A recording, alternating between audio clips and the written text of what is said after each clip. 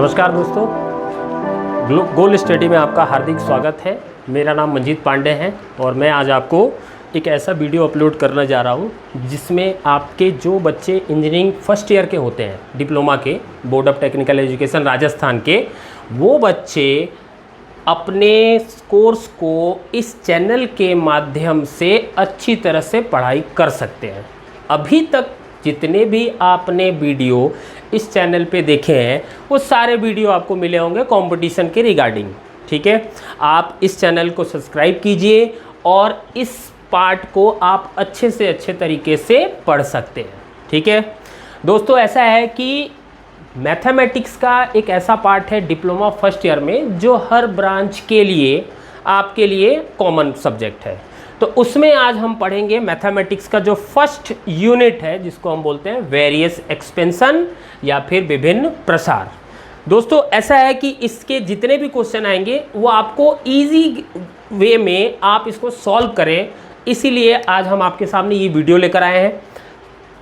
सबसे पहले अगर देखते हैं कि विभिन्न प्रसार यानी वेरियस एक्सपेंशन में कौन कौन से वो पार्ट है जो आपको अच्छे तरीके से आनी चाहिए, या क्या क्या फॉर्मूले हैं, या किस टाइप के क्वेश्चन आते हैं, या कितने नंबर के क्वेश्चन आते हैं। ये सारी चीज़ें आपको इस वीडियो के माध्यम से मैं बताने की कोशिश करूँगा।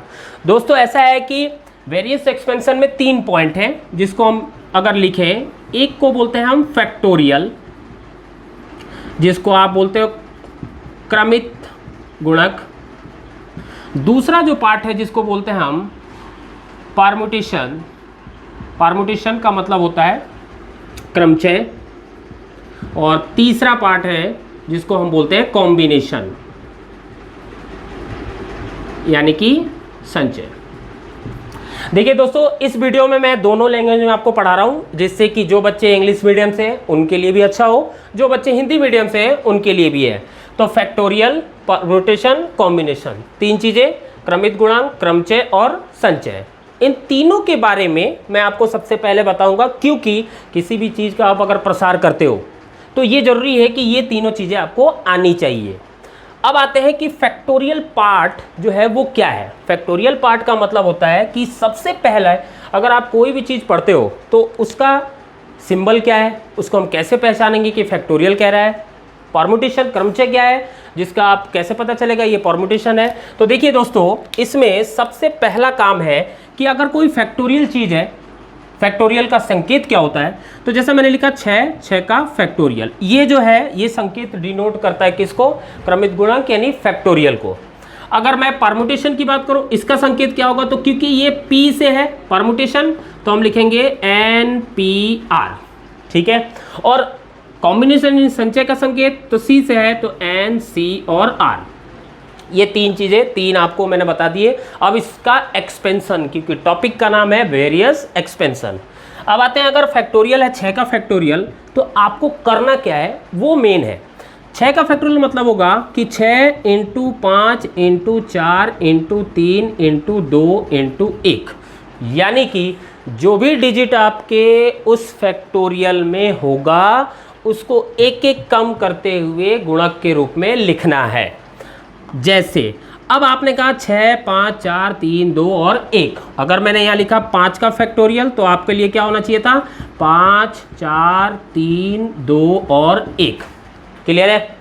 लेकिन 1 के बाद तो क्या आता है, 1 - 1 करेंगे तो 0 हो गया। तो मैं आपको यहाँ लिख देता हूँ कि 0 का फैक्टोरियल अगर कहीं पे है तो 0 फैक्टोरियल का मान जो होगा वो 1 होगा, क्योंकि 0 × एनीथिंग इट बिकम 0।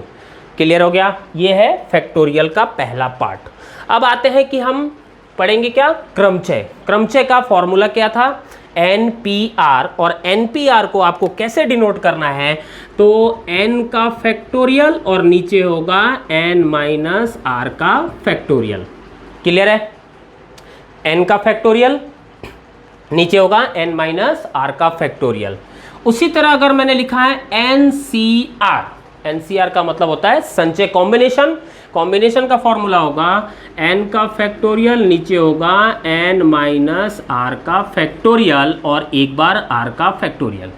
3 चीज़ें हो गई, फैक्टोरियल, परम्यूटेशन, कॉम्बिनेशन, क्रमित गुणक, क्रमचय और संचय। अब आते हैं कि क्योंकि हमने इसके बारे में तो पढ़ लिया भाई, 6 का फैक्टोरियल है तो 6 5 4 3 2 1, 5 का फैक्टोरियल है तो 5 4 3 2 1। इसको हम कैसे सॉल्व करेंगे? तो देखिए दोस्तों, फैक्टोरियल यहाँ पे हमने पढ़ा, जब परम्यूटेशन पढ़ रहे हैं क्रमचय, यहाँ एक फैक्टोरियल है, कॉम्बिनेशन में भी फैक्टोरियल है, तो इसको एक्सपेंड कैसे करेंगे वो चीज़ मैं आपको बता देता हूँ। तो यहाँ पे है, सपोज कीजिए मैंने लिखा 7p2, 7p2, इसका एक्सपेंशन कैसे करेंगे? तो मैंने लिखा यहाँ n की वैल्यू हो गई कितनी? 7, r की वैल्यू हो गई 2, n का फैक्टोरियल नीचे n माइनस r का फैक्टोरियल, तो 7 का फैक्टोरियल नीचे होगा 7 माइनस 2 का फैक्टोरियल। क्लियर है? अब अगर मैं इसको एक्सपेंड करूं तो 7 का फैक्टोरियल नीचे हो गया 5 का फैक्टोरियल। क्लियर? इसको और भी सॉल्व कर सकते हैं हम। 7 का फैक्टोरियल जो है इसको तो हम लिखेंगे 7 इंटू 6 इंटू 5 का फैक्टोरियल। अब मैंने पूरा क्यों नहीं एक्सपेंड किया? क्योंकि नीचे आप देखिए डिवाइड जो करना है वो 5 के फैक्टोरियल से करना है, तो होल डिवाइडेड बाई होगा 5 का फैक्टोरियल, और फैक्टोरियल से फैक्टोरियल कैंसिल, 7 इंटू 6 करेंगे तो 42, यानी आपका आंसर कितना हो गया? 42। एक बार आप चाहे तो इसका स्क्रीनशॉट ले लें, उसके बाद हम आगे चलते हैं।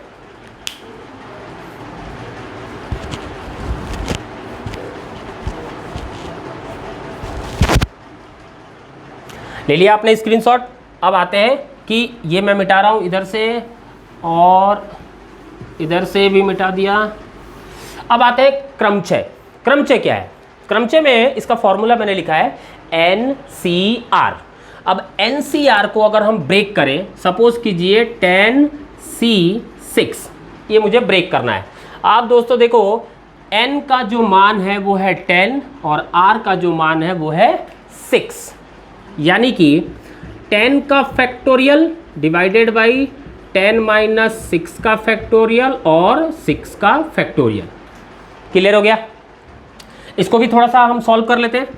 10 का फैक्टोरियल ऊपर है, नीचे होगा 4 का फैक्टोरियल और 6 का फैक्टोरियल। अब आपको देखना क्या है कि नीचे देखो 4 का भी फैक्टोरियल है और 6 का भी फैक्टोरियल है। तो पहले 10 को अगर एक्सपेंड करें, 10 इंटू 9 इंटू 8 इंटू 7 इंटू 6 का फैक्टोरियल, नीचे 4 इंटू 3 इंटू 2 इंटू 6 का फैक्टोरियल। इससे ये कैंसिल हो गया, 4 से इसको काटेंगे 2, 2 से 2 कैंसिल और 3 से ये 3, तो ये हो गया 210। आंसर कितना आ गया? 210। 3 चीज़ें आपने पढ़ा, एक तो फैक्टोरियल, एक परमुटेशन यानी क्रमचय, एक आपने पढ़ा कॉम्बिनेशन यानी संचय। इन तीनों को लेकर आपके एक क्वेश्चन बनेंगे पहला, और इन तीनों को लेकर चलते हुए हमें एक चौथा चीज़ पढ़ना है जिसको बोलते हैं द्विपद प्रमेय या बाइनोमियल थ्योरम। ठीक है दोस्तों, उसके बारे में भी हम एक्सपेंड करेंगे। और बेसिकली क्या होता है कि डिप्लोमा के अगर पेपर में या तो आप देखो मल्टीपल चॉइस क्वेश्चन आए या फिर डिस्क्रिप्टिव क्वेश्चन आए। अगर मल्टीपल चॉइस क्वेश्चन आता है तो बेसिकली ऐसे आपको दे दिया जाएगा और इसका बोलेगा इसका मान ज्ञात करें या find the value of this. तो इसका मान कितना आ गया? 210। अगर इससे रिलेटेड जो ज़्यादा से ज़्यादा क्वेश्चन आते हैं इस यूनिट से, वो होता है द्विपद प्रमेय। तो द्विपद प्रमेय के पढ़ने के लिए आपको सबसे पहले जानना होगा कि द्विपद प्रमेय क्या होता है, किसके लिए यूज करते हैं और उसको हम कैसे सॉल्व करेंगे। ठीक है दोस्तों, अब आते हैं द्विपद प्रमेय। द्विपद प्रमेय में यानी जिसको हम बोलते हैं बाइनोमियल थ्योरम।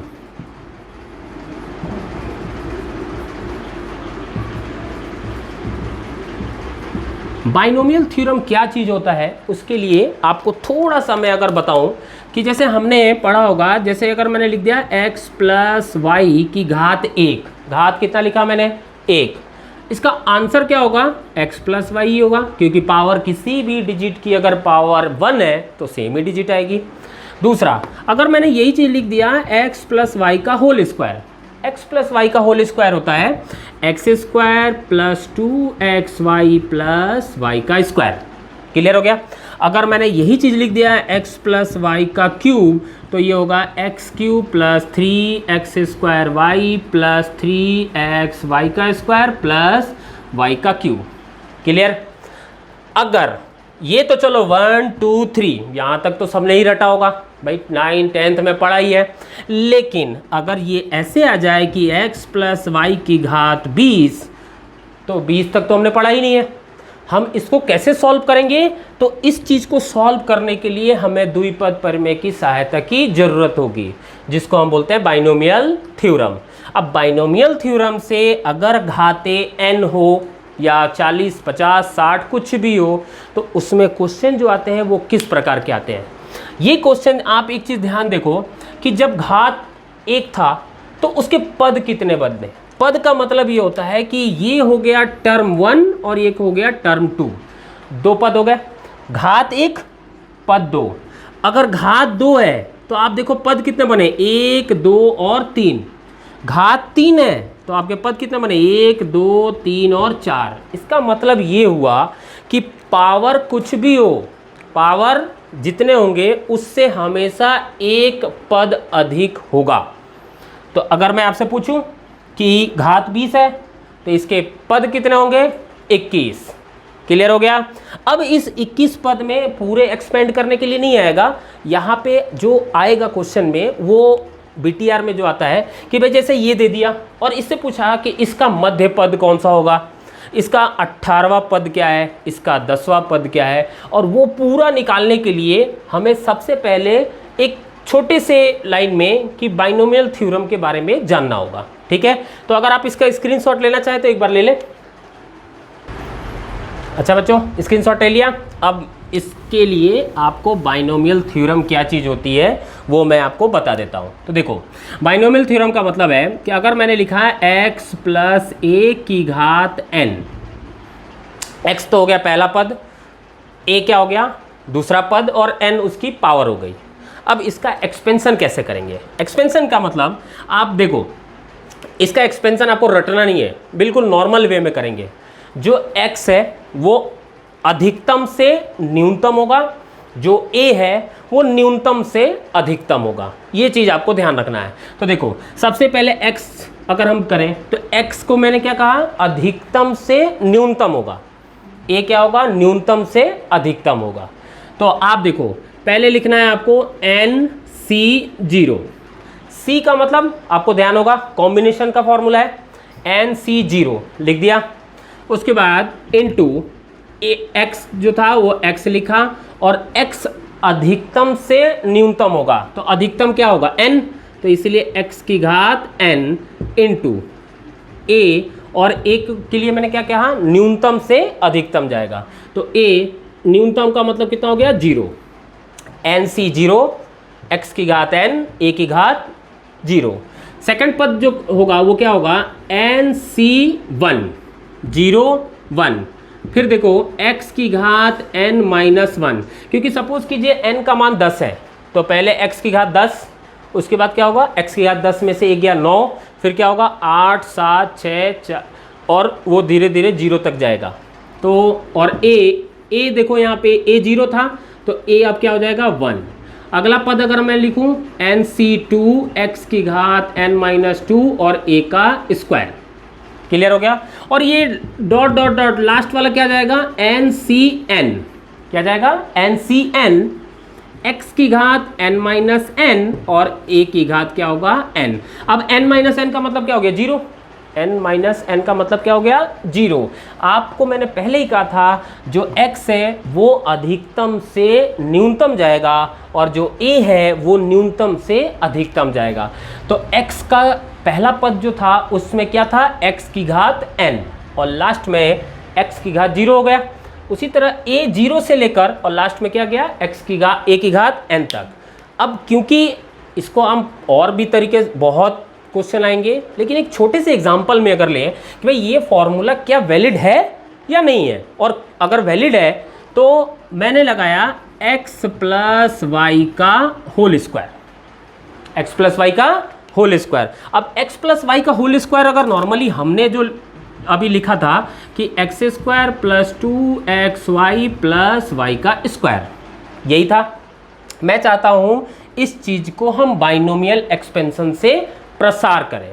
तो उसके लिए आपको करना क्या है, देखिए सबसे पहले बताइए यहाँ n का जो मान है वो कितना है, n का मान कितना है 2, तो 2n इक्वल टू मैंने लिखा 2, यानी कि जहाँ जहाँ n था वहाँ वहाँ हमें 2 का यूज करना है।